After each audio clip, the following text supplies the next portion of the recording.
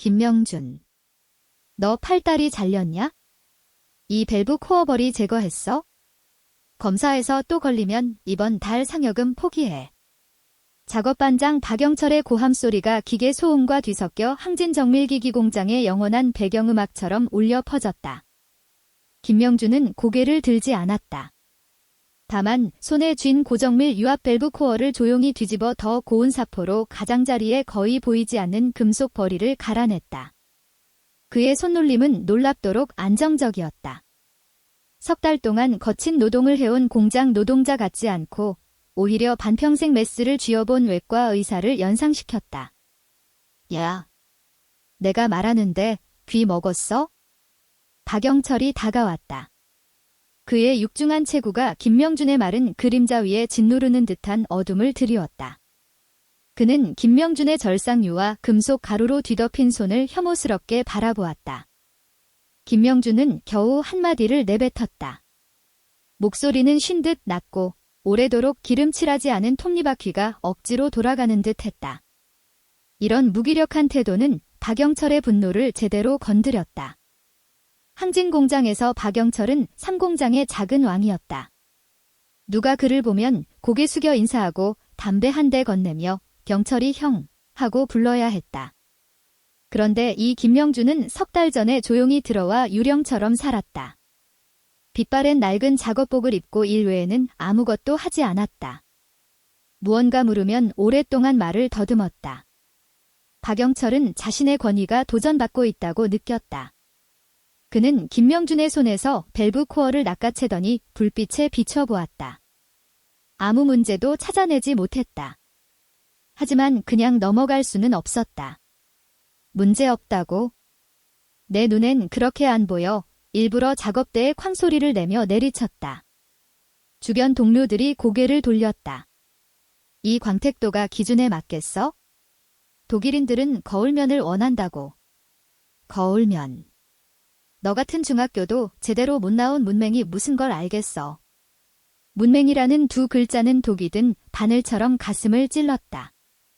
주변에서 억눌린 웃음소리가 들렸다.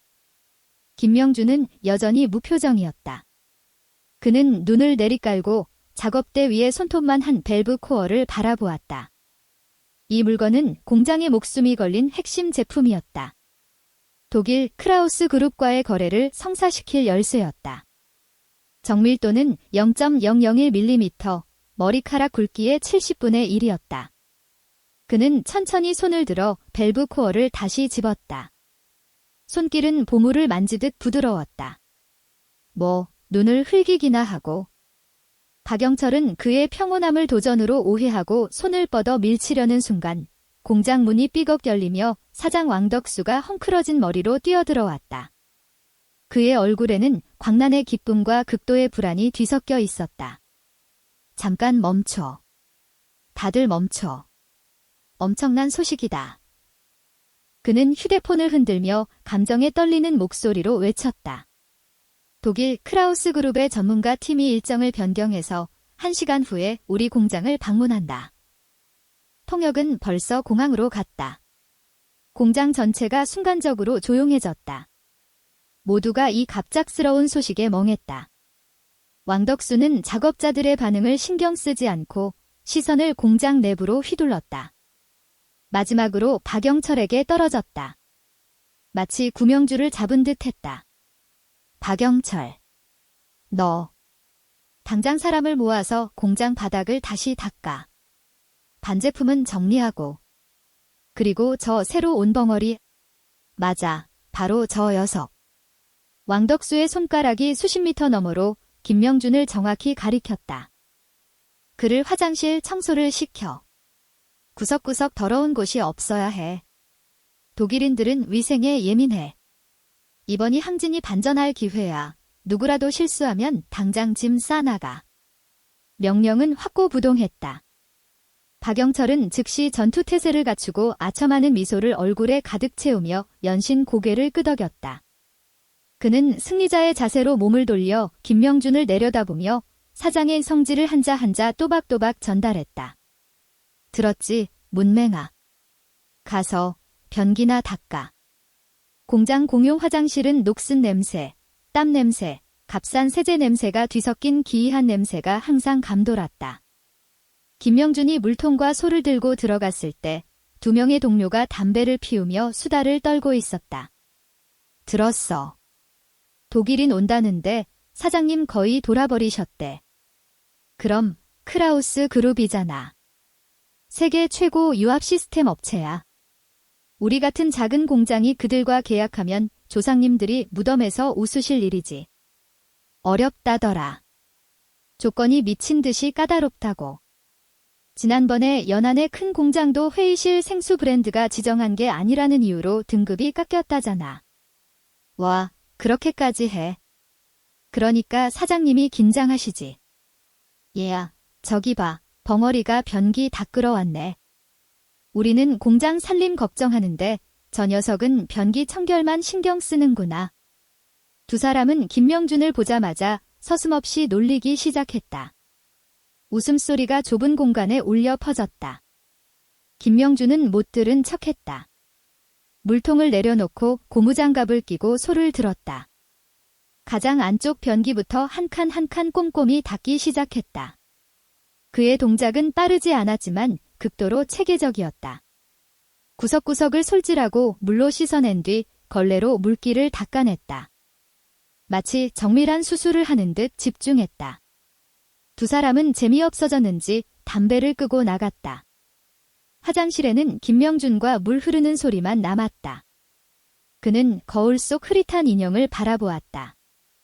누렇게 뜬 얼굴, 깊게 패인 눈, 이마에 달라붙은 헝클어진 머리, 기름때 묻은 작업복은 그를 실제 나이보다 10살은 더 들어 보이게 했다. 이것이 바로 그가 원했던 모습이었다. 3 달 전, 그는 여행용 가방 하나를 끌고 항진정밀기기 공장 문 앞에 나타나 시골에서 왔으며 글자를 모르지만 힘이 세고 밥벌이만 있으면 된다고 말했다. 왕덕수는 그가 성실하고 손발이 비교적 움직이는 것을 보고 입사시켰다.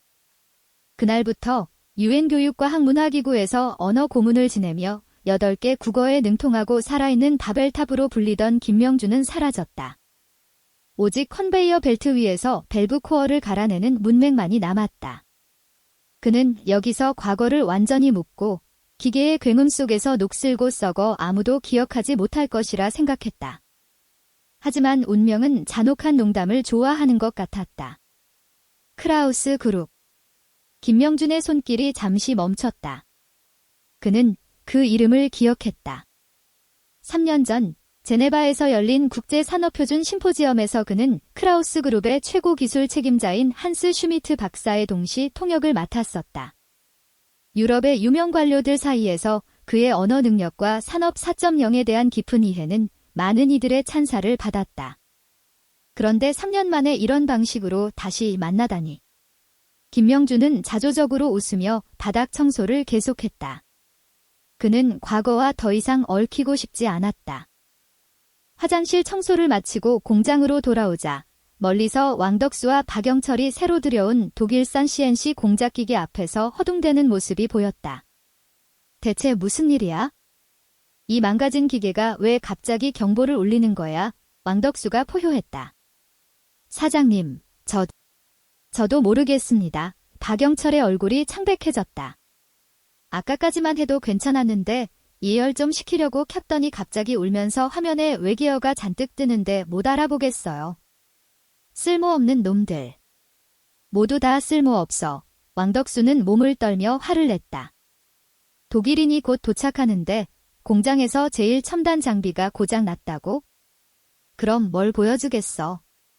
기술이 있는 몇몇 노련한 기술자들도 모여들었지만 독일어로 가득한 조작 화면을 보며 난감해했다. 이게 윤활유 압력 부족이라고 하는 것 같은데. 한 기술자가 불확실하게 화면에 붉은 글씨를 가리켰다. 헛소리. 아침에 방금 기름 넣었어. 박영철이 책임을 회피하려 급히 반박했다. 김명준은 군중 바깥에 서서 화면을 응시했다. 그 독일어 문장은 컬미텔드럭 언터 소러트. 스핀델 블라키어트였다. 냉각수 압력이 설정치 이하. 스핀들이 잠겼다는 뜻이었다. 윤활유와는 전혀 상관없었다. 그는 공작기계 측면 아래의 눈에 잘 띄지 않는 압력계를 보았다. 바늘은 붉은색 영역을 가리키고 있었다. 압력계 옆에는 물방울 모양의 밸브가 닫힌 상태로 있었다. 문제는 명백했다. 그는 참견하고 싶지 않았지만 귀에 거슬리는 경보음이 그의 마음을 산란하게 했다. 그는 조용히 걸어가 모두의 놀란 시선 속에서 말없이 손가락으로 닫힌 밸브를 톡톡 두드렸다. 뭐 하는 거야? 꺼져. 박영철이 그를 밀쳐냈다. 문맹이 무슨 참견이야. 망가지면 너 감당할 수 있어? 왕덕수도 눈살을 찌푸리려는 찰나 한 젊은 작업자가 무언가 눈치챘는지 조심스럽게 말했다. 사장님, 혹시 저 밸브를 확인하라는 건 아닐까요? 모든 시선이 그 작은 밸브로 쏠렸다. 밸브. 박영철이 잠시 멈칫하다가 곧 달려가 밸브를 돌렸다. 경보음이 즉시 멈췄다. 공작기계 화면의 붉은 글씨가 사라지고 정상 대기 화면이 돌아왔다. 공장 안은 죽은 듯 조용했다. 모두가 괴물을 보듯 김명준을 바라보았다. 박영철의 얼굴은 붉어졌다, 창백해졌다 하며 어색하게 변명했다. 아, 내가 깜빡했네. 아침에 청소하다가 기름 새는 걸 막으려고 닫아놓고 깜빡했어. 하하하. 역시 내가 문제를 바로 찾아내지. 그러면서도 그는 김명준을 노려보며 입 다물라는 경고를 보냈다. 왕덕수는 안도의 한숨을 내쉬며 박영철의 어깨를 토닥였다. 됐어, 준비나 해. 사람들이 곧 도착해. 군중이 흩어졌고 아무도 김명준을 다시 쳐다보지 않았다. 그 신비로운 순간이 없었던 것처럼. 김명준도 조용히 자신의 작업대로 돌아가 밸브 코어를 갈기 시작했다. 기름때가 그의 손끝을 다시 덮었다. 하지만 이번만큼은 그의 마음속에 이미 잠잠했던 호수에 작은 돌멩이가 던져졌다. 아주 미세하지만 지워지지 않는 파문이 일고 있었다. 오후 2시 정각. 검은색 벤츠 승합차가 폭우를 뚫고 항진정밀기기 공장의 낡은 정문 앞에 정확히 멈췄다.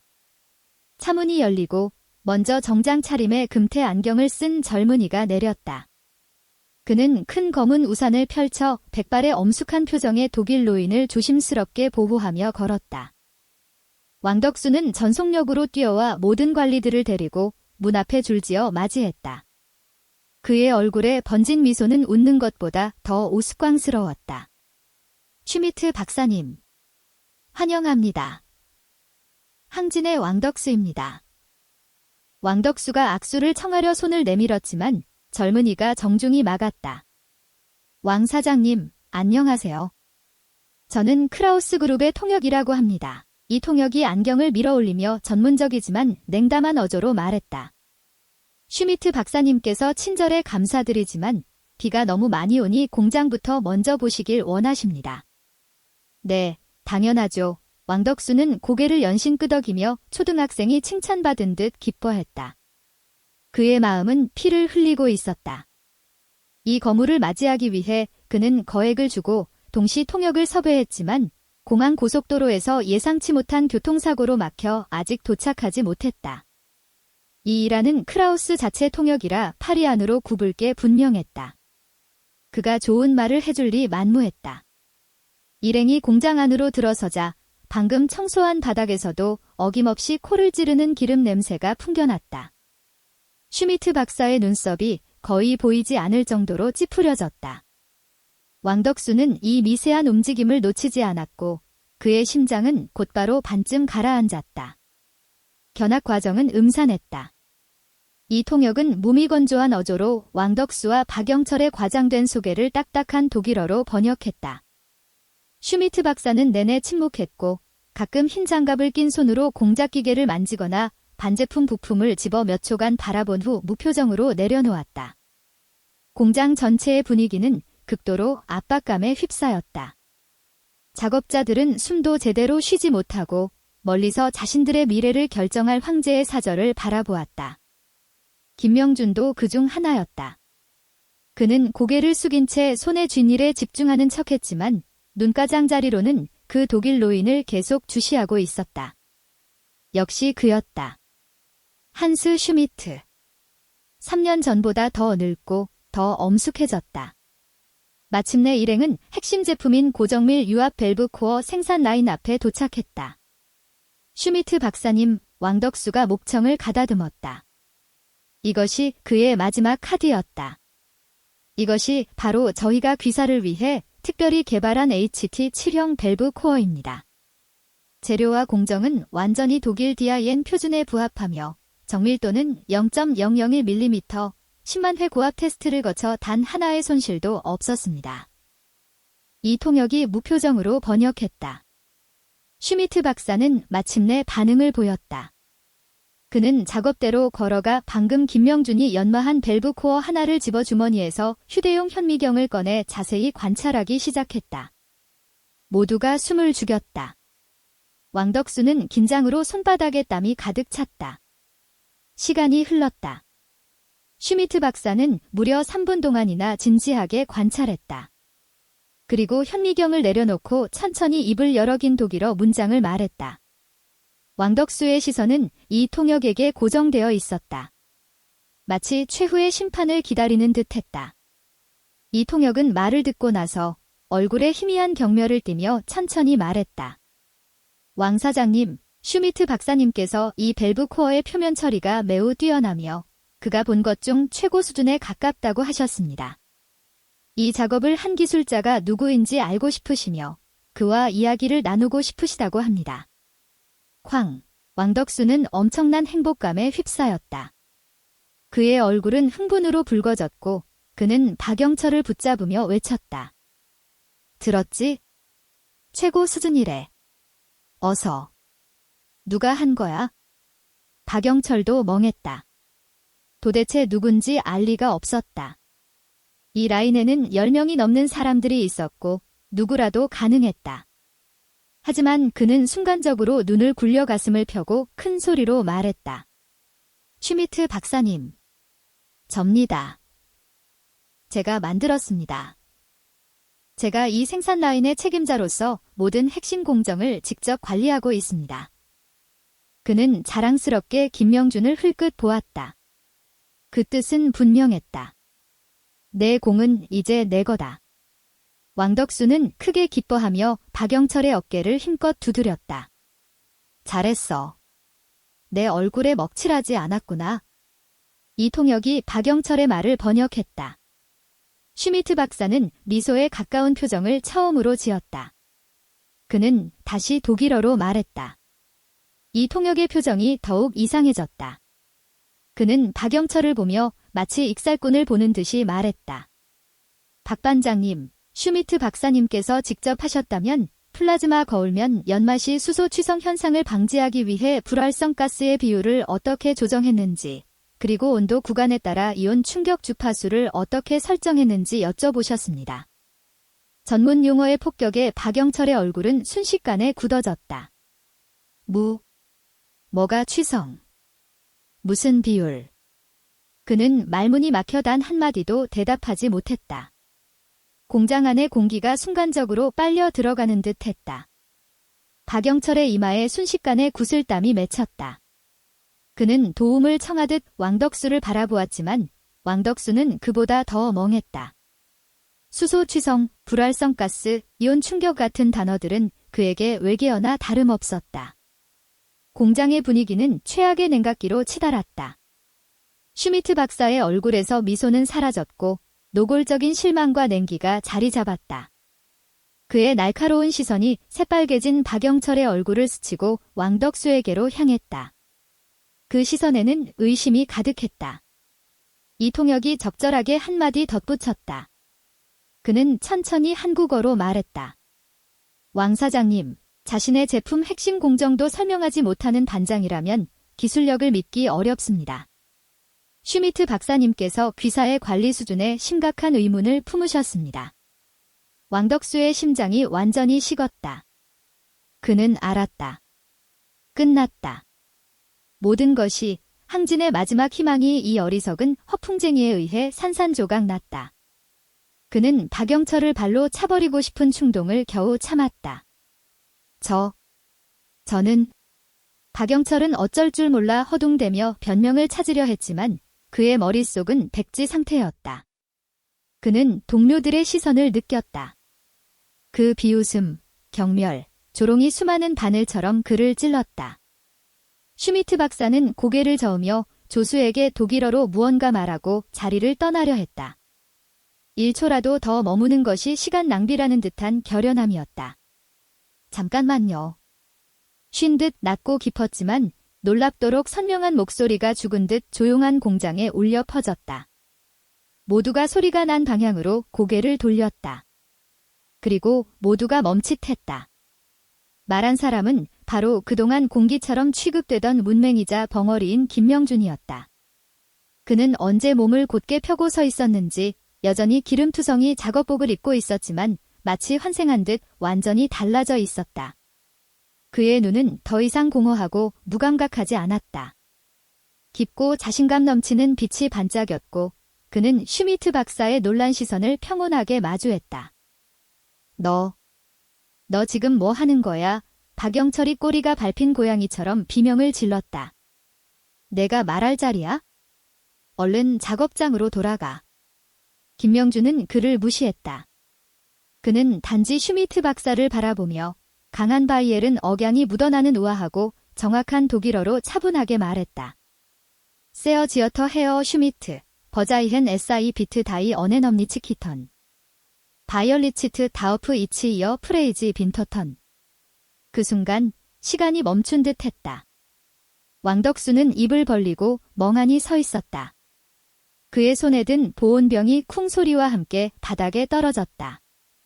박영철의 턱은 거의 빠질 듯 벌어졌고 눈알은 튀어나올 듯 컸다. 주변 동료들도 하나같이 입을 벌리고 백일몽을 보는 듯한 표정이었다. 침착하기로 유명한 이 통역조차 놀라 안경을 밀어 올리며 귀를 의심했다. 컨베이어 벨트 위에 한 작업자가 이렇게 완벽한, 심지어 지방 사투리까지 구사하는 독일어를 할 줄 알다니? 이건 SF 영화보다 더 황당했다. 가장 놀란 것은 슈미트 박사 본인이었다.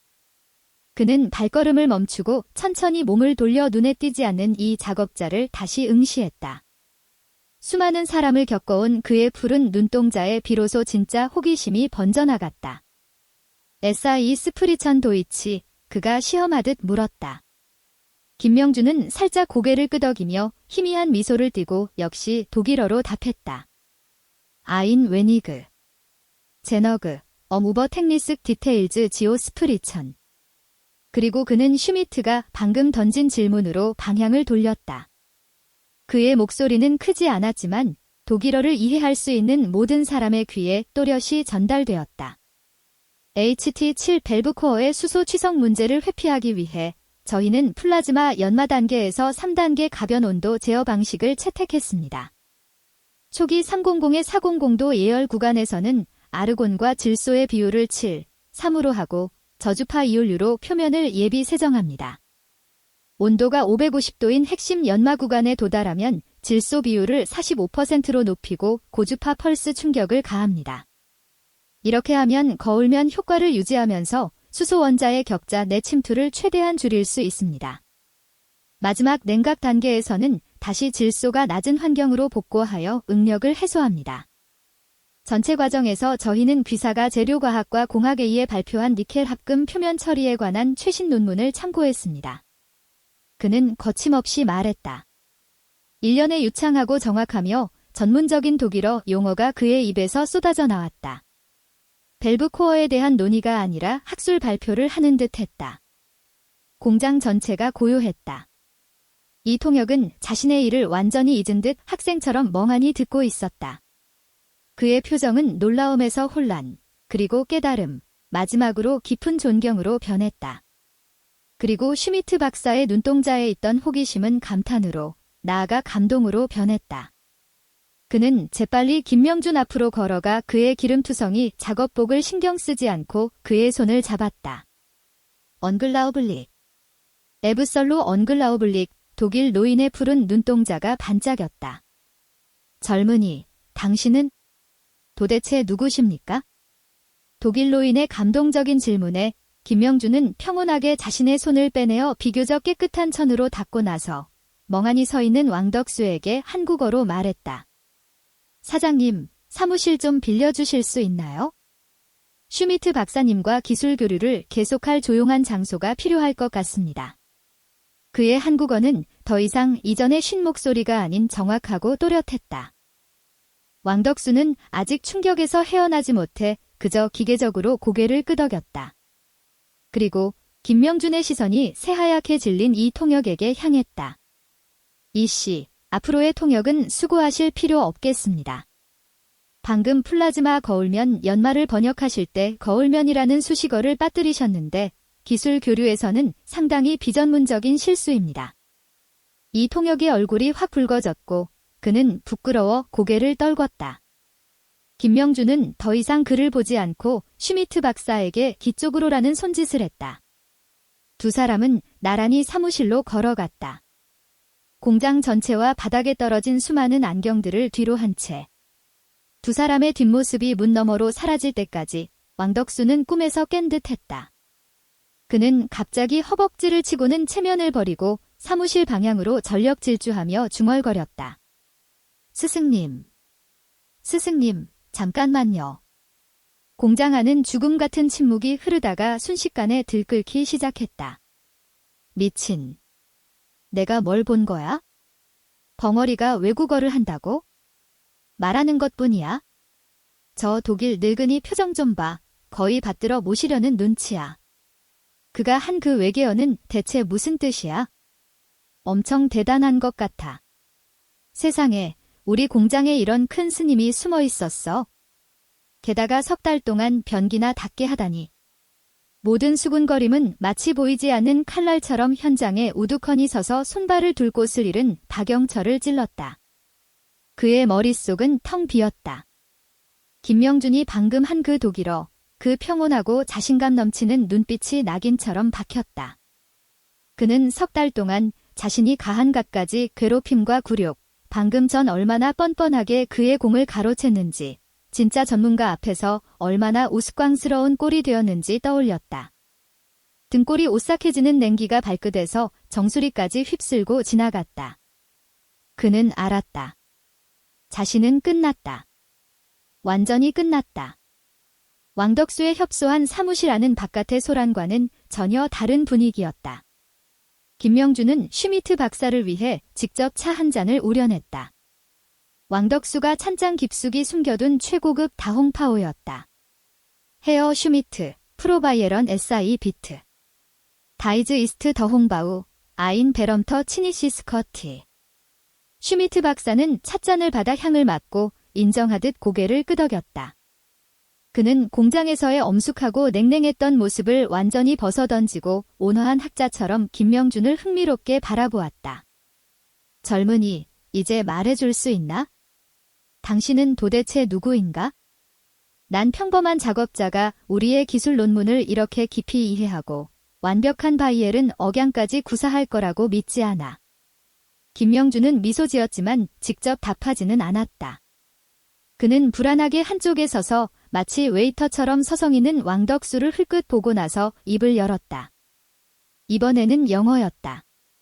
모국어처럼 유창했다. 에마옥 슈미트, who I am is not important. What's important is whether 행탕 팩토리 can become a qualified supplier for 크라우스 그룹. 슈미트 박사의 눈빛에 감탄이 스쳤다. 당신의 영어도 훌륭하군. 좋아. 그럼 자격에 대해 이야기해보자.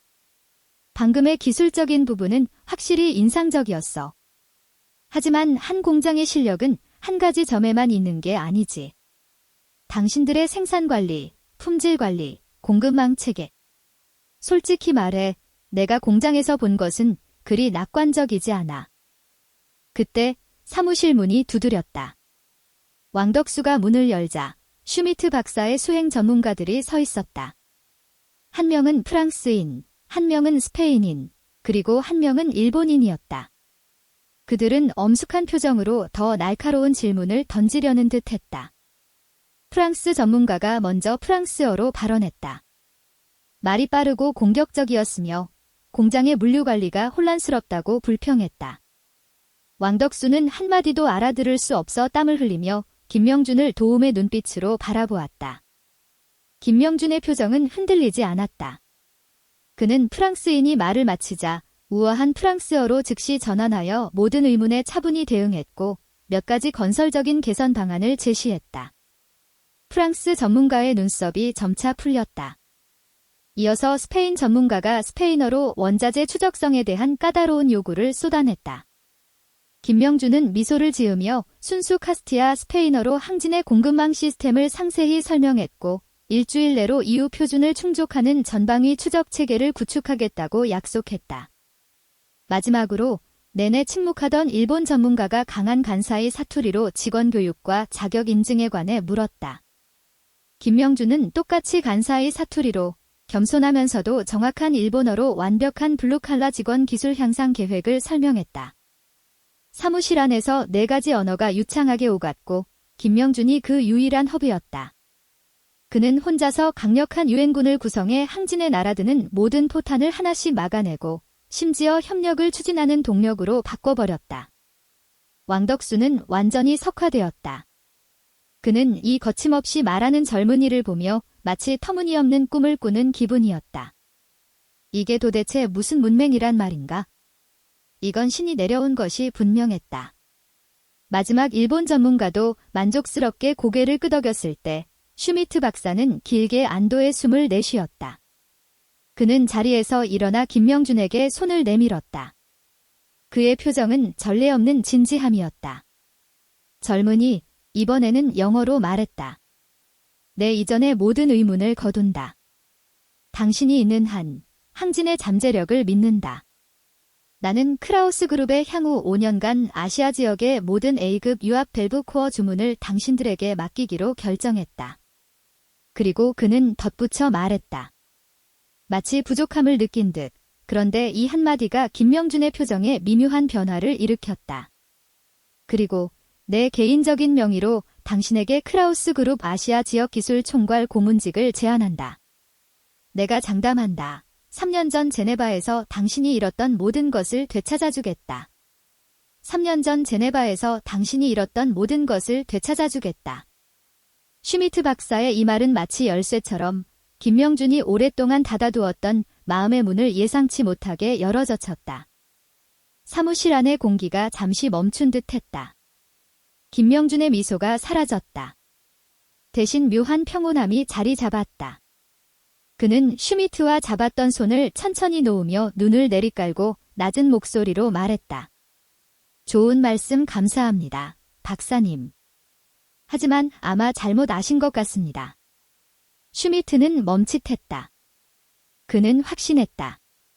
3년 전 제네바에서 그 놀라운 재능의 젊은 통역은 단 한 사람이 7가지 언어로 벌어진 격렬한 논쟁 속에서 중국 대표단을 위해 핵심 이익을 쟁취했다.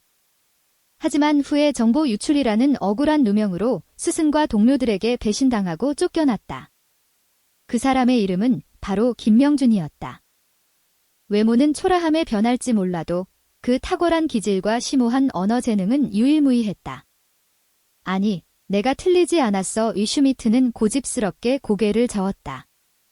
그의 푸른 눈동자에는 애석함이 스며 있었다. 난 내가 겪은 일을 알고 있어? 그 청문회는 사기였어. 내 스승, 그 성씨가 주인 노인이 자신의 명예를 지키기 위해 널 희생한 거야. 이런 천재가 기름과 쇳가루에 묻혀 있어서는 안 돼. 왕덕수는 옆에서 횡설수설만 듣고 있었지만 핵심 단어들을 포착했다. 배신, 희생, 천재의 매몰. 그는 김명준을 다시 바라볼 때 놀라움에 더해 경애와 연민이 섞인 시선을 보냈다. 그는 드디어 자신의 공장에 있는 이 문맹이 도대체 어떤 인물인지 깨달았다.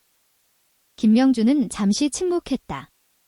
다시 고개를 들었을 때 그의 눈빛은 이미 평온을 되찾았다. 지난 일은 지나간 일로 합시다. 저는 지금 그저 항진의 한 작업자일 뿐입니다. 그의 거절은 단호하고 깔끔했다. 여지가 없었다. 슈미트 박사의 눈에 실망이 스쳤지만 그는 존경심을 표하며 고개를 끄덕였다. 좋아, 내 선택을 존중하마. 하지만 내 제안은 언제나 유효하다. 그는 잠시 멈추고 화제를 돌리며 다시 상인의 날카로움을 되찾았다. 하지만 주문에 관해서는 조건이 하나 더 있어. 말씀하세요. 김명준이 말했다. 이 5년간의 대규모 주문은 반드시 당신이 전적으로 책임져야 해. 크라우스와 항진 사이의 유일한 지정 연락책으로서 모든 기술 연결, 프로젝트 관리, 품질 감독을 맡아줘. 당신이 동의하지 않으면 이 계약도 체결할 수 없어. 이것은 더 이상 협상이 아니라 강제였다. 슈미트는 김명준과 항진의 이익을 깊이 묶어야만 진정으로 신뢰할 수 있다는 것을 잘 알고 있었다. 왕덕수는 이 말을 듣고 당황했다. 김명준이 이를 거부할까 봐 다급히 한 걸음 다가가 거의 애원하는 어조로 말했다. 김 총괄님. 김 대가님. 이러시면 안 됩니다. 공장 위아래 수백 명이 모두 당신 덕분에 먹고 삽니다. 저희 불쌍하다고 생각하시고 부탁드립니다. 받아주세요. 그는 심지어 허리를 숙여 절하려 했지만 김명준이 손을 내밀어 막았다. 김명준은 왕덕수의 불안과 간절함이 가득한 얼굴을 바라보고 창밖으로 각자의 자리에서 바쁘게 움직이는 동료들을 바라보았다. 그의 마음 어딘가가 가볍게 흔들렸다. 그는 여기서 세상과 단절된 투명 인간이 되고 싶었다. 하지만 운명의 톱니바퀴가 한번 굴러가기 시작하면 누가 정말로 빠져나올 수 있을까? 아마도 그가 첫 번째 독일어를 내뱉은 순간부터 그는 이미 돌아갈 수 없었을 것이다. 좋습니다. 김명준이 고개를 끄덕이며 한마디를 내뱉었다. 왕덕수와 슈미트가 동시에 안도의 숨을 내쉬었다. 하지만 저도 조건이 있습니다. 김명준의 시선이 왕덕수에게 향했다. 독립된 프로젝트 부서를 신설하겠습니다. 사장님께 직접 보고하고 부서의 인원은 제가 직접 선발하겠습니다. 모든 프로젝트 자금은 제가 직접 관리하겠습니다. 사장님은 개입할 수 없습니다. 이 말은 불손하지 않으면서도 거부할 수 없는 위험을 담고 있었다. 물론이죠. 전혀 문제없습니다. 왕덕수는 망설임 없이 한 번에 수락했다. 프로젝트 부서는 말할 것도 없고 부사장직이라도 당장 수속 밟아드리겠습니다. 김명준은 고개를 저었다. 부사장은 사양하겠습니다. 저는 여전히 공장이 좋습니다. 일은 이렇게 결정되었다. 슈미트 박사는 현장에서 협력 의향서에 서명했다. 항진을 탈바꿈시킬 수억 원 규모의 계약이었다. 독일인들을 배웅한 후 왕덕수는 꼬리에 꼬리를 물고 김명준의 뒤를 따라다니며 살갑게 굴었다. 그의 주름살은 국화처럼 활짝 피었다. 그들이 공장으로 돌아왔을 때 모든 작업자들이 손을 멈추고 경외심 어린 시선으로 김명준을 바라보았다. 박영철은 여전히 넋을 잃고 제자리에 서 있었다. 김명준이 오는 것을 보고 그는 온몸을 떨며 울상보다 더 우스꽝스러운 미소를 짓고 다가갔다. 김 총괄님, 제가 정말 눈이 없었습니다. 너그럽게 용서해 주십시오. 김명준은 그를 한 번도 쳐다보지 않고 그냥 지나쳤다. 그는 자신의 작업대로 걸어가 슈미트 박사가 칭찬했던 그 밸브 코어를 집어 손끝에서 살짝 굴렸다. 그리고 몸을 돌려 왕덕수에게 자신의 첫 번째 결정을 말했다. 사장님, 이 사람은 그의 손가락이 새하얗게 질린 박영철을 가리켰다. 제 시야에서 치워주십시오. 제 팀에는 공을 가로채고 허풍 떠는 무능력자는 필요 없습니다. 김명준의 목소리는 크지 않았지만 시끄러운 공장 안에서 마치 천둥처럼 모든 이의 심장을 강타했다. 박영철의 몸이 크게 흔들렸고 그는 거의 바닥에 주저앉을 뻔했다. 그는 알았다. 김명준의 이 한마디가 자신의 사형 선고라는 것을. 지금의 항진에서 김명준의 말은 사장의 성지보다 더 강력했다. 왕덕수는 망설임 없이 박영철을 혐오스러운 시선으로 보며 인사과장에게 손짓했다. 김 총괄님 말씀 못 들었어? 당장 퇴직 수속 밟아. 오늘 당장 공장에서 꺼져. 1분도 더 있게 하지 마. 사장님. 김 총괄님. 제가 잘못했습니다. 정말 잘못했습니다. 한 번만 더 기회를 주세요. 박영철이 무릎을 꿇고 왕덕수의 다리를 붙잡으며 울부짖었다. 집에 애들이 있어요. 김명준의 표정은 흔들림 없었다. 그는 성인이 아니었다. 자신을 수없이 모욕한 사람에게 덕으로 원한을 갚을 수는 없었다. 그는 또한 한 팀에 이런 해충이 남아있으면 반드시 큰일을 망칠 것이라는 것을 잘 알고 있었다. 작업자들은 냉담하게 지켜보았고 박영철에게 동정하는 사람은 없었다. 그들은 박영철이 평소에 얼마나 횡포를 부렸고 상여금을 깎고 가장 힘들고 더러운 일을 배경 없는 사람들에게 떠넘겼는지 기억하고 있었다. 오늘의 이 결과는 자업자득이었다. 박영철을 처리한 후 김명준은 즉시 프로젝트 부서 구성에 돌입했다. 그의 사무실은 공장 옆에 버려진 공구 보관실에 마련되었다. 테이블 하나, 의자 하나, 그리고 화이트보드 하나뿐이었다. 왕덕수가 몇 번이나 행정동 최고의 사무실로 옮기겠다고 했지만 그는 모두 거절했다. 현장에 가장 가까운 곳에서야 진정한 목소리를 들을 수 있다고 했다. 그의 첫 번째 부하가 모두의 예상을 깼다.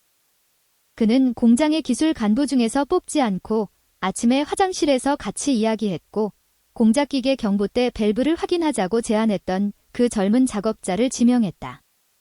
작업자의 이름은 손석. 20대 초반, 고등학교 졸업학력, 평소에는 좀 건방져 보였지만 머리는 좋고 궁리하는 것을 좋아했다.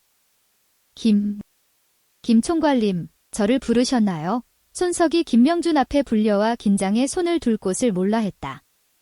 총괄이라 부르지 마, 나를 형이라 불러. 김명준이 그에게 도면 한 장을 건넸다. 이거 보고 무슨 생각이 드나? 손석이 도면을 받아들었다. 공장에 있는 독일산 CNC 공작기계의 냉각수 순환 시스템도였다.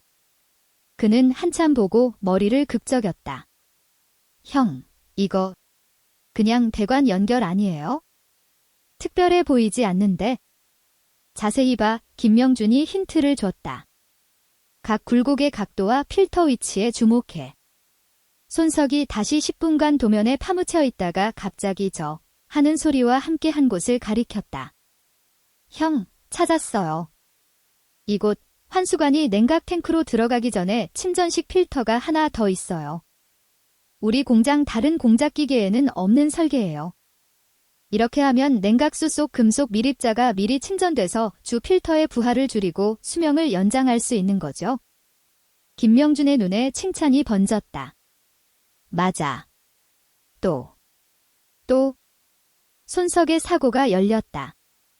그는 점점 흥분되어 말했다. 이 순환 펌프의 설치 위치가 일반적인 것보다 5cm 높아요. 이렇게 하면 정전 시 사이펀 효과를 이용해 배관 속 냉각수가 더 천천히 역류하도록 해서 스핀들에 더 많은 자연 냉각 시간을 줍니다. 대박, 독일인들의 설계는 정말 미쳤어요. 머리가 좋군. 이 김명준이 고개를 끄덕였다. 오늘부터 너는 프로젝트 부서의 설비 전문가야? 내 임무는 공장에 있는 모든 공작기계의 도면을 완전히 분석해서 독일 최고급 설비와의 차이점을 찾아내고 개선 방안을 제시하는 거야? 손석은 흥분으로 얼굴이 빨개져 힘차게 고개를 끄덕였다. 네. 형. 반드시 해내겠습니다. 곧 김명준의 별난 팀이 차례로 구성되었다. 말수가 적지만 세심한 검사원 아줌마는 품질관리 책임자로 온라인 게임에 빠져 있었지만 데이터에 극도로 민감한 창고 관리자는 데이터 분석가로 심지어 식당에서 요리를 가장 잘하는 요리사도 그의 팀에 합류했다. 그녀는 팀의 후방 지원과 사기 관리를 담당하게 되었다. 공장 전체가 김명준의 행보를 이해하지 못했다. 그는 수많은 경험 많은 기술자와 엔지니어를 두고도 남들이 보기에 불량품 같은 사람들만 골랐다. 왕덕수도 초조해하며 몇 번이나 말리려 했지만 김명준의 한마디 의심하지 않으면 쓰고 쓰면 의심하지 않는다세 막혔다. 모두가 의심하는 가운데 김명준의 팀은 놀라운 에너지를 분출하기 시작했다. 손석은 2명의 보조 작업자와 함께 3일 만에 5대의 공작기계 최적화 방안을 제출했다. 검사원 아줌마는 통계적 공정관리 방법을 도입해 제품 불량률을 30%포인트나 낮췄다. 그리고 게임 중독 소녀는 생산 데이터를 분석해 세 개의 컨베이어 벨트에서 효율을 가장 저해하는 병목 공정을 찾아냈다. 김명준은 마치 전략가처럼 이 조각 정보들을 통합하여 완전한 생산 공정 재설계 계획을 수립했다. 그는 심지어 자신의 인맥을 동원했다. 어느 날 러시아에서 걸려온 국제전화가 왕덕수의 휴대폰으로 직접 연결되었다. 상대방은 러시아 국립과학원 재료연구소의 전문가라 자처하며 오랜 친구 김명준의 부탁으로 항진의 우호적인 가격으로 새로운 초네마모 코팅 기술을 제공하겠다고 했다. 왕덕수는 전화기를 쥔 손이 떨렸다. 불과 보름 만에 항진은 완전히 정비된 고물차처럼 안팎으로 새로워졌다. 그리고 이 모든 것은 시작에 불과했다. 김명준의 진짜 목표는 훨씬 더 컸다. 어느 깊은 밤, 그는 홀로 사무실의 화이트보드 앞에 서 있었다. 보드에는 각종 도표와 공식이 빼곡히 그려져 있었다. 화이트보드 중앙에 그는 두 글자를 적었다. 용맥, 용맥. 용맥 계획은 김명준이 오랫동안 품어온 거대한 구상이었다. 그는 크라우스의 주문만으로는 항진이 잘 살 수는 있지만 결코 진정한 최고의 기업이 될 수 없다는 것을 잘 알고 있었다. 위탁 생산 공장의 운명은 항상 브랜드사에 달려 있다. 진정으로 강해지려면 자신만의 핵심 기술, 자신만의 용맥을 가져야 했다. 그가 하려는 것은 단순히 항진의 생산 라인을 업그레이드하는 것이 아니라 여기에서부터 완전히 자주적이고 통제 가능한 세계 정상급 정밀 제조 산업 체인을 구축하는 것이었다. 특수 합금 재련부터 초정밀 공작기계 개발, 산업 소프트웨어 작성까지. 이는 미친 것에 가까운 거의 불가능에 가까운 임무였다. 그중 하나라도 천문학적인 자본을 가진 대기업이 10년의 공력을 투자할 일이었다. 그리고 김명준은 이 작은 항진이라는 공장으로 지구 전체를 움직이려 했다. 그는 이 계획을 왕덕수를 포함한 누구에게도 말하지 않았다. 지금 말하면 미친 사람으로 취급될 것을 알았기 때문이다. 그는 의심의 여지가 없는 승리로 이 계획의 재물을 삼아야 했다. 기회는 곧 찾아왔다. 크라우스 그룹의 첫 번째 주문이 예정대로 도착했지만 함께 온 것은 극도로 까다로운 부가 조건이었다. 그들은 영하 196도의 액체 질소 환경에서도 안정적으로 작동하는 특수 전자기 밸브를 필요로 했으며 납기는 단 한 달이었다. 이는 업계에서 거의 불가능한 임무였다. 이 수준의 특수 밸브는 전 세계적으로 두세 개의 회사만 생산할 수 있었고 주문은 이미 2년 후까지 밀려 있었다. 슈미트 박사가 보낸 이메일에는 거의 도움을 청하는 어조가 담겨 있었다.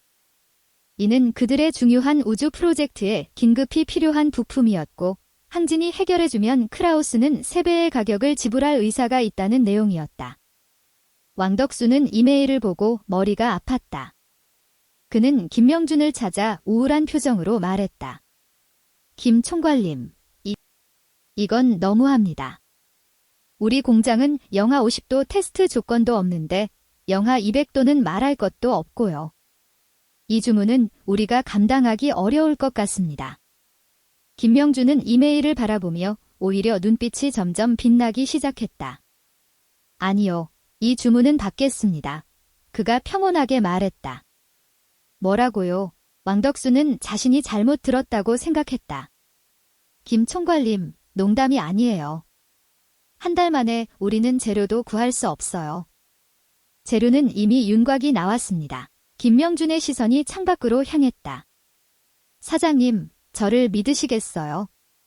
그의 깊고 자신감 넘치는 눈빛을 바라보며 왕덕수는 홀린 듯 고개를 끄덕였다. 김명준은 즉시 행동에 나섰다. 그는 러시아의 재료학 전문가 친구에게 연락해 암호화된 채널로 복잡한 데이터와 처방전을 전송했다. 그는 손석팀이 새로운 급저온 테스트 장비를 설계하도록 지시했다. 그는 자신을 사무실에 3일 밤낮으로 가두고 화이트보드에 복잡한 구조도와 유체 역학 모델을 빼곡히 그렸다. 넷째 날 아침, 김명준이 문을 열고 나왔을 때 그의 두 눈은 충혈되어 있었지만 정신은 비정상적으로 고양되어 있었다. 그의 손에는 새로운 설계도가 한 장 들려 있었다. 됐다. 그것은 그가 창안한 자기 유체 자기 밀봉 구조로 전통적인 기계적 밀봉 원리를 완전히 뒤집은 것이었다. 이론적으로는 절대 0도에 가까운 환경에서도 누출 없이 작동할 수 있었다. 그 후 20여일 동안 항진 전체는 거의 광기에 가까운 전시 상황에 돌입했다. 김명준의 지휘 아래 모두가 하나의 목표를 위해 뭉쳤다. 러시아에서 공수한 특수합금이 새로 건설된 진공 용해로에서 뜨거운 쇳물로 변했다. 손석은 갖은 부품을 모아 간단하지만 효과적인 액체 질소 테스트 플랫폼을 구축했다. 검사원 아줌마는 자신의 팀을 이끌고 24시간 생산 라인에 상주하며 현미경으로 모든 부품을 점검했다. 김명준은 이 고속으로 돌아가는 전쟁 기계의 두뇌였다. 그는 거의 눈을 붙이지 않았고 문제가 발생하는 곳마다 그가 있었다. 그의 언어 재능은 예상치 못한 곳에서 빛을 발했다. 그는 독일어 공작기계 매뉴얼을 문제없이 읽었고 프랑스어로 프랑스 공급업체와 가격 협상을 했으며 러시아어로 재료 전문가와 기술적 세부 사항을 논의했고 심지어 한국어와 일본어로 아시아 경쟁사들의 실패 사례를 연구했다. 왕덕수는 이 모든 것을 보며 깊은 감명을 받았다. 그는 김명준이 기적을 창조하고 있음을 깨달았다. 납기 하루 전 첫 번째 샘플이 드디어 생산 라인에서 내려왔다. 모두의 시선이 집중된 가운데 손석이 조심스럽게 금속 광택이 나는 전자기 밸브를 액체 질소로 가득 찬 테스트 탱크에 담갔다. 마이너스 196도. 모두의 심장이 목구멍까지 올라왔다. 김명준의 시선은 화면의 압력 센서 데이터에 고정되어 있었다. 시간이 흘렀다. 10분, 30분, 1시간. 압력 곡선은 직선처럼 안정적이었다. 성공했어. 성공했어. 손석이 처음으로 뛰어오르며 흥분에 찬 외침을 질렀다. 테스트 공장 전체가 순간적으로 열광의 도가니가 되었다. 작업자들은 서로 포옹하며 환호했고 많은 베테랑 기술자들의 눈시울이 붉어졌다. 그들은 평생 자신의 두 손으로 이렇게 최고급 제품을 만들 수 있을 줄은 꿈에도 몰랐다. 왕덕수는 감동을 주체하지 못하고 달려가 김명준을 껴안았다. 그의 공장과 운명을 바꾼 이 남자를. 김명준의 얼굴에도 오랜만에 진심 어린 미소가 번졌다. 그러나 그들이 성공 소식을 슈미트 박사에게 보낸 지 얼마 지나지 않아 예상치 못한 나쁜 소식이 찬물처럼 그들에게 쏟아졌다. 미국 최대의 산업그룹인 도슨 파워가 갑자기 항진정밀기기 공장을 상대로 특허 침해 소송을 제기했다고 발표한 것이다. 김명준이 설계한 자기 유체 자기 밀봉 구조가 그들의 더름 왕좌라는 극비 특허를 침해했다는 것이었다. 그리고 독일 법원에 크라우스 그룹의 항진과의 협력 중단을 요구하는 가처분 신청을 했다.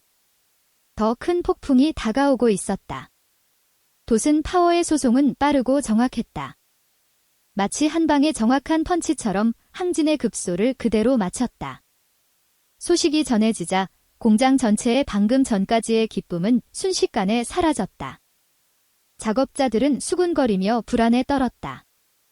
왕덕수는 뜨거운 소두의 개미처럼 안절부절 못하며 김명준의 사무실로 뛰어들었다.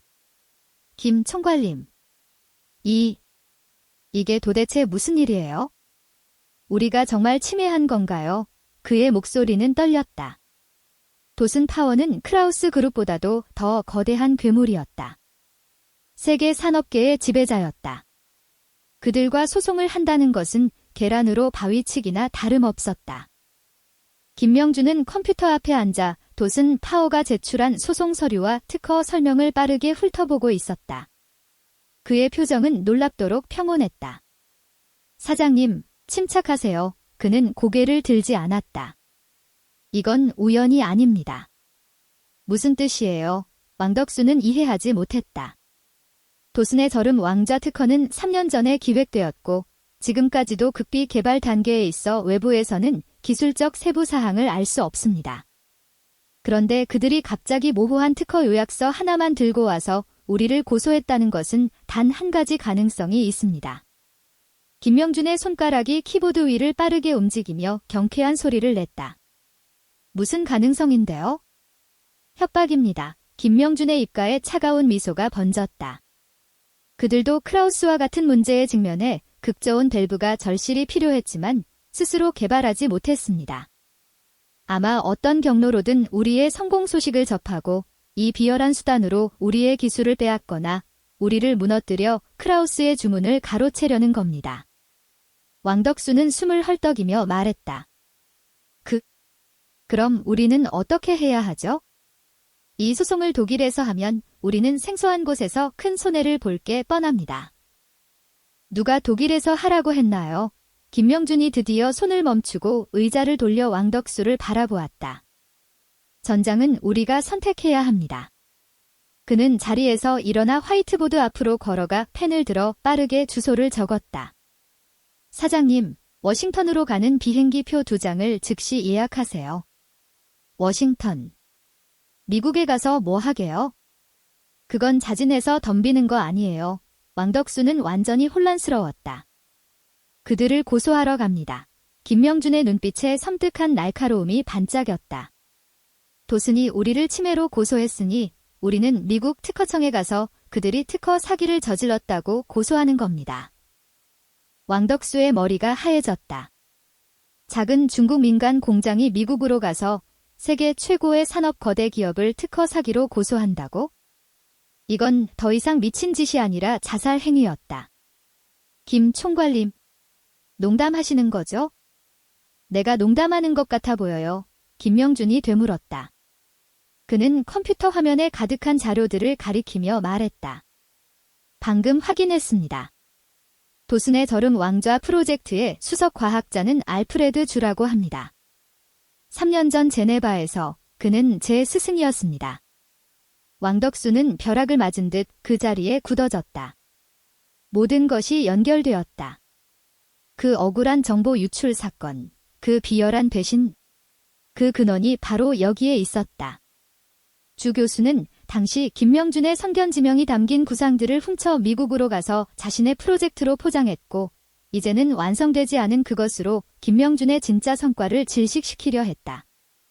이건 제 싸움입니다. 김명준의 목소리는 가볍지만 천근의 무게를 실었다. 사장님, 저를 믿으시면 됩니다. 이틀 후, 워싱턴. 김명준과 왕덕수는 미국 특허청 문 앞에 서 있었다. 왕덕수는 긴장으로 다리가 후들거렸지만 김명준은 오랜만에 자신의 전장으로 돌아온 듯 눈빛이 매서웠다. 그는 변호사를 고용하지 않았다. 그 자신이 최고의 변호사였다. 특허 재심 및 항소위원회의 청문회에서 도슨 파워가 파견한 화려한 변호인단을 상대로 김명준은 홀로 맞섰다. 그는 기술적 세부 사항에 얽매이지 않고 핵심을 찔렀다.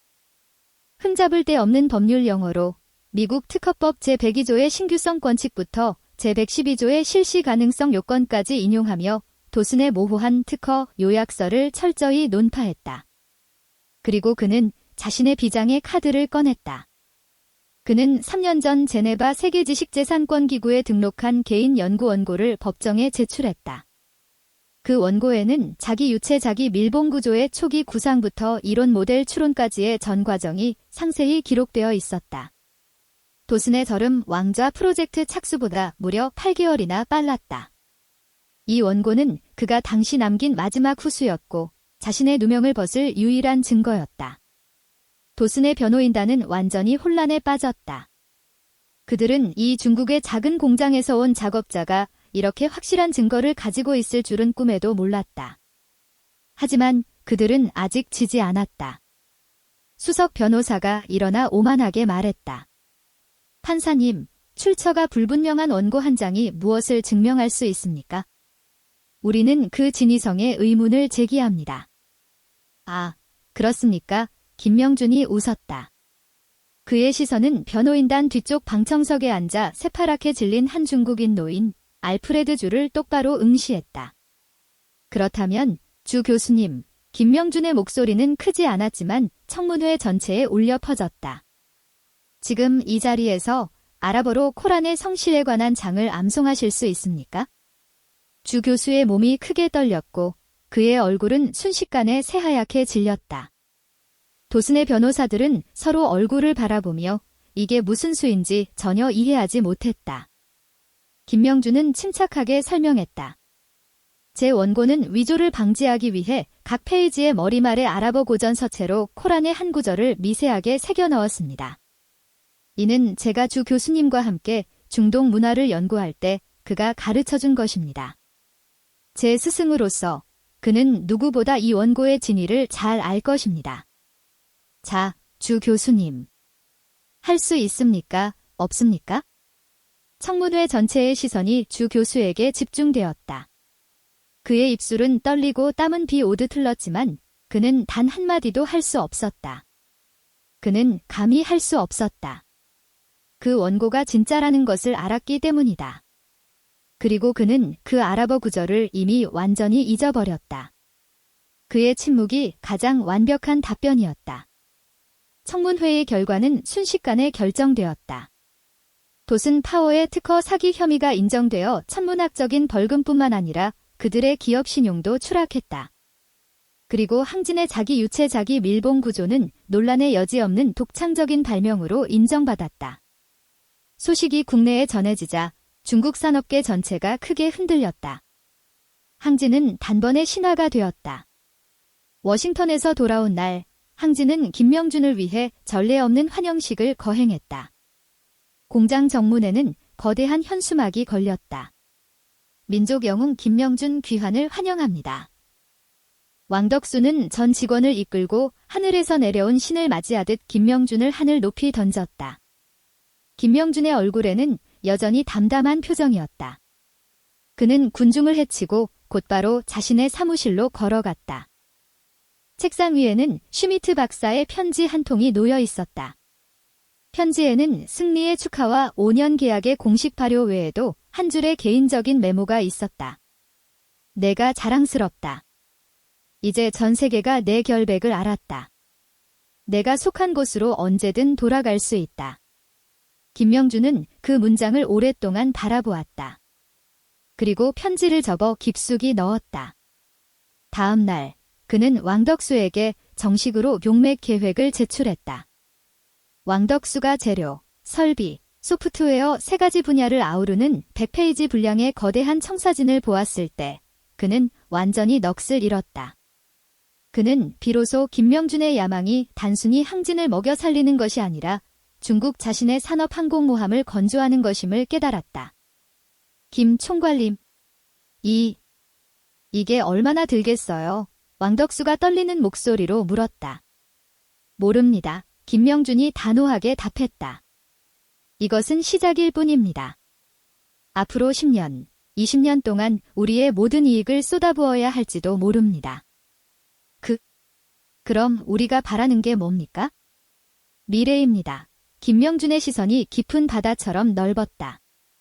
우리 후손들이 더 이상 남의 눈치를 보지 않고 더 이상 남에게 목이 조일까 걱정하지 않기를 바랍니다. 이 민족이 세계 산업의 숲에서 진정으로 당당히 설 수 있기를 바랍니다. 왕덕수는 이 젊은이를 바라보았다. 그의 눈동자 속에 타오르는 불꽃을 보며 갑자기 돈이 중요하지 않게 느껴졌다. 그는 힘껏 책상을 내리쳤다. 내 이 늙은 목숨과 모든 재산을 걸겠다. 내가 하라는 대로 하겠다. 용맥 계획이 공식적으로 시작되었다. 항진은 놀라운 속도로 확장하고 변모하기 시작했다. 국립연구소, 최고 대학의 연구실, 막대한 자금을 가진 투자펀드들이 앞다투어 협력을 요청하며 몰려들었다. 손석처럼 기회를 얻지 못했던 수많은 젊은이들이 전국 각지에서 이 이름 없는 작은 공장으로 몰려들어 김명준의 팀에 합류하기를 원했다. 김명준은 이 거대한 계획의 당당한 영혼이 되었다. 그는 여전히 대부분의 시간을 공장과 연구실에서 보냈고 빛바랜 작업복을 입고 동료들과 함께 구내식당 밥을 먹었다. 하지만 그의 몸에서 발산되는 빛은 이미 시대 전체를 밝히기에 충분했다. 1년 후, 항진그룹 본사 건물 앞은 인산인해를 이루었다. 거대한 신제품 발표회가 열리고 있었다. 그들은 자체 개발한 1세대 오축 동시 가공 공작 기계 용맥 1호를 발표할 예정이었다. 김명준은 그룹의 수석 과학자로서 이 발표회의 주인공이 되어야 했다. 하지만 그는 무대 뒤의 그늘에 서서 무대 위에 왕덕수가 의기양양하게 연설하는 모습을 평온하게 바라보기로 선택했다. 그때 그의 비서가 급히 다가와 태블릿 PC를 건넸다. 김 총괄님, 방금 소식을 받았습니다. 돛은 파워의 신임 CEO가 이끄는 미국 방문단과 주 교수 일행이 이끄는 유럽기술교류단이 모두 방금 도착했습니다. 그들은 김 총괄님을 만나길 원합니다. 어느 쪽을 먼저 만나시겠습니까? 비서의 목소리에는 억누를 수 없는 흥분이 묻어 있었다. 지금의 김명준은 전 세계가 탐내는 인재가 되었다. 세월이 흘러 권세가 바뀌었다.